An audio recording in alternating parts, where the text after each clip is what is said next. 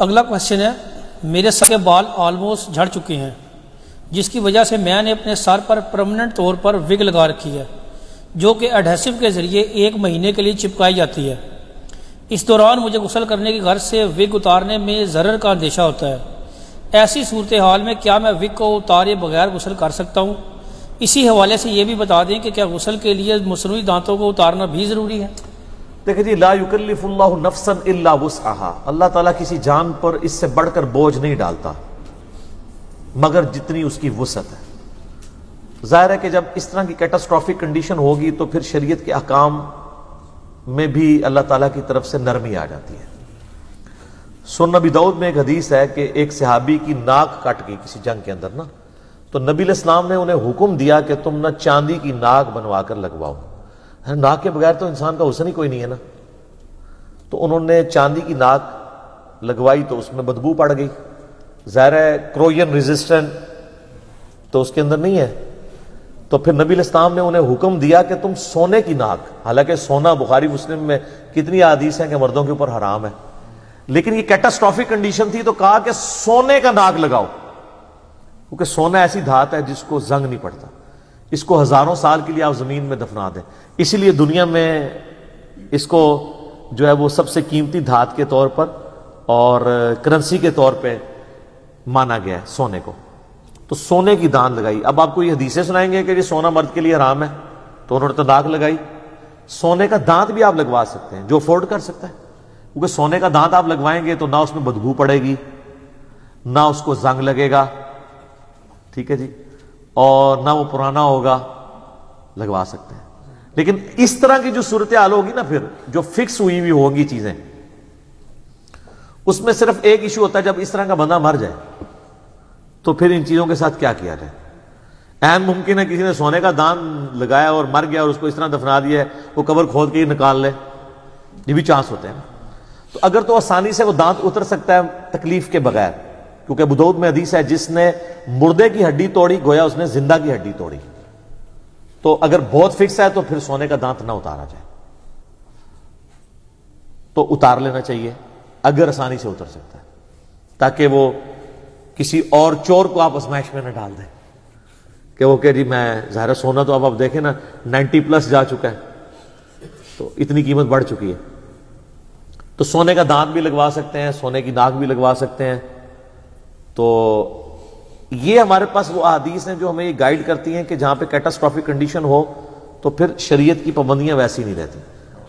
اب آ جائیں بالوں کی طرف۔ بال بھی انسان کو اللہ نے حسن دیا ہے ایک، ظاہر ہے یہ تو جن کے بال نہیں ان سے پوچھے، جو بےچارے گنجے ہو چکے ہیں جوانی میں، بےچارے کیا کیا پاپڑ بیلتے ہیں، اور جن کو اللہ نے بال دیے ہوئے ہیں وہ علیحدہ سے مصیبت میں ڈلے ہوئے ہوتے ہیں، ہر وقت کنگھی کرتے رہتے ہیں۔ تو ہیئر ٹرانسپلانٹ اگر ہو جائے وہ تو سب سے بہتر ہے، اگرچہ وہ ایک مہنگا طریقہ ہے، لیکن اس میں یہ ہے کہ آپ کے اپنے بال ہی یہ گدی سے اور سائڈ سے اتار کے نا وہ یہاں پہ نا کاشت کیے جاتے ہیں، ٹرانسپلانٹ کیے جاتے ہیں، آپ کے اپنے بال۔ دوسرے بال تو آپ کو لگ ہی نہیں سکتے، اور ویسے بھی وہ حرام ہے، کیونکہ وہ دوسرے بال اگر آپ کو لگائیں گے تو آپ کے جسم میں اینٹی باڈیز پیدا ہو جائیں گے، وہ اس کو وائرس سمجھتے ہوئے ہی نا ریکٹ کر جائیں گے۔ تو آپ اپنے بال ہی لگوائیں، اور کیونکہ یہ گدی اور یہ سائڈ وہ بال ہے جو بال گنجے بندے کے بھی ہوتے ہیں، یہ ایسی جگہ ہے، یہیں سے اٹھا کے نا وہ پھر کاشت کرنا شروع کرتے ہیں، پھر کام چل جاتا ہے جس کا چل سکتا ہے۔ یہ اللہ نے جگہ ایسی بنائی ہوئی ہے۔ تو وضو میں بھی سر کا مسا ہے نا، سر کے بالوں کا مسا نہیں ہے، ورنہ گنجے لوگ یوں کر کے مسا کر رہے ہوتے ہیں، یوں نہ کر رہے ہوتے، سر کا مسا ہے، چاہے آپ کی گھنج ہوئی بھی ہے یا بال ہے، دونوں کیسز میں سر کا مسا ہے۔ وگ والا معاملہ جو ہے نا وہ ذرا آسان ہے، کیونکہ اس میں خرچہ بھی کم ہے، صرف یہ ایک غسل والا ایشو آ جاتا ہے کہ وہ اڈہیسو کے ذریعے وہ چپکا دیتے ہیں۔ اچھا، اس میں بھی اس طرح کی وگ بھی آتی ہیں جو بغیر اڈہیسو کے بھی آپ، وہ نیچے ربڑ والا پورشن ہوتا ہے وہ ایئر ریموو ہو جاتی ہے، وہ چپک جاتی ہے، تو بہتر ہے آپ وہ والی وگ استعمال کر لیں۔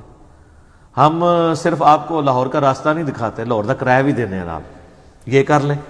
پھر بھی اگر آپ سمجھتے ہیں نہیں اس کا رزلٹ وہ نہیں ہے، اس میں یہ بھی خطرہ لگا رہتا ہے نا کہ کبھی کوئی ذاتی طور پہ وگ اتر ہی نہ جائے۔ آپ کے اس وقت بھی کئی لوگ ایسے ہیں جن کا لوگوں کو پتہ ہی نہیں ہے کہ ان کے بال وگ والے ہیں، الا یہ کہ کوئی خبر لیک ہو جائے. تو ظاہر ہے وہ لوگوں کے لیے تو یہ پرابلم ہے. لیکن یہ یاد رکھیے گا جن لوگوں کا رشتے والا معاملہ ہے نا وہ یہ کام نہیں کر سکتے کہ وہ اگر ان کی گنج ہے تو جب ان کا رشتہ دیکھنے کے لیے ہیں تو ایسے اتار کے لشکارے کے ساتھ ان کو ریسیو کریں. کیونکہ ظاہر ہے کہ اگر ان میں گنج والا ایک کمزوری اللہ نے رکھ دی ہے تو کئی اور خوبیاں رکھی ہوں گی. ٹھیک ہے, اللہ نے at the end of the day سب کو بیلنس ہی کیا ہوتا ہے, تو اس طرح کا آپ دھوکہ نہیں دے سکتے. اچھا, یہ کینسر کے جو مریض ہیں نا ان کے بھی بال بعض اوقات بھویں تک بھی چلی جاتی ہیں. تو اگر وہ اس طرح کی آرٹیفیشل بال لگوا لیں وہ ٹھیک ہے, انسانی بال نہ ہو. آرٹیفیشل آپ وگ بھی لگا سکتے ہیں. اگر آپ نے ایڈہیسو سے لگوائی ہوئی ہے اور 1 مہینے سے پہلے آپ کھول نہیں سکتے تو وہ آپ کی پرسنالٹی کا حصہ ہے. اب آپ جب غسل کریں گے نا تو آپ کو وہ اتار کے, اس میں ضرر کا اندیشہ ہے, ورنہ تو یہ دانت اور ناک بھی کیا صحابہ کرام اتارتے تھے جس کا ٹوٹ گیا ہوا تھا, نہیں, وہ آپ اسی سرکمسٹانسز کے ساتھ ان معاملات کو لے کے چلیں گے. وہ آپ کی پرسنالٹی کا ایک حصہ ہے. اور یہ آپ پریکٹیکلی کئی چیزیں کر رہے ہیں. مجھے بتائیں, جب آپ سر اور داڑھی کے بالوں میں تیل لگاتے ہیں یا مہندی لگاتے ہیں, جو کہ سنت ہے, دونوں چیزیں بخاری مسلم میں درجوں حدیث اس پہ گواہ ہیں. مشکات المصابیح کی 2ری جلد میں آپ بالوں والا چیپٹر نکال لیں, کنگھی کا بیان, کتاب اللباس چیپٹر میں ساری حدیث ہیں. تو تیل کی تو لیئر چڑھ نہیں جاتی, تو پھر آپ کا وضو ہو جاتا ہے؟ ہو جاتا ہے, کیونکہ لیئر ہے. وہ آپ کی پرسنالٹی کا حصہ ہے. ورنہ تو آپ صابن سے مانجتے رہتے جب تک تیل ختم نہ ہو جائے, وضو ہی نہیں ہوگا. ایون آپ جو کریمیں لگاتے ہیں, میں تو ویسے کریم کو استعمال نہیں کرتا, میں تو یہ پیٹرولیم جیلی یوز کرتا ہوں. ایک نیچرل چیز ہے, اس کے کوئی سائیڈ افیکٹ نہیں ہے. جو نیچرل امپورٹڈ ہو نا تو وہ افیکٹو چیز ہے. باقی کریموں کے سائیڈ افیکٹ بھی آپ دیکھ رہے ہیں, اللہ ماشاء اللہ. اب اگر کسی نے کریم بھی لگائی ہوئی ہے تو ظاہر ہے کہ اب وہ بڑا تردد ہے کہ اس کو ریموو کرے. البتہ اس سے کسی عورت نے پلی نہیں لینی کہ وہ نیل پالش لگا لے, اس کو اتارنے میں کوئی تردد نہیں ہے. نہ یہ بیسک نیڈ ہے آپ کی. جلد کی حفاظت تو بیسک نیڈ ہے نا, یہ تو صرف خوبصورتی والا معاملہ ہے نا, اور اس کو اتارنے میں کوئی تردد بھی نہیں ہے. وگ تو ظاہر ایڈہیسو سے لگی ہے, وہ تو اتنا خرچہ ہوتا ہے, اور پھر اتارنے میں ایک پورا اتنا ہر بندہ کرنا شروع کر دے تو پھر تو اس کو کل کو آپ یہ بھی کہیں گے کہ وہ وگ اتارے ہر وضو کے لیے. لیکن یہ تو آپ ہیئر ریموونگ, جو یہ نیل پالش ریموونگ آپ کے پاس ریموورز ہیں, وہ تو سیکنڈز میں ریموو کر دیتے ہیں. وہ پلی نہیں لے سکتے, سرخی والے پلی نہیں لے سکتے. میں ان چیزوں کی بات کر رہا ہوں جو چیزیں بیسکس کے اندر آتی ہیں, اضافی نہیں ہے.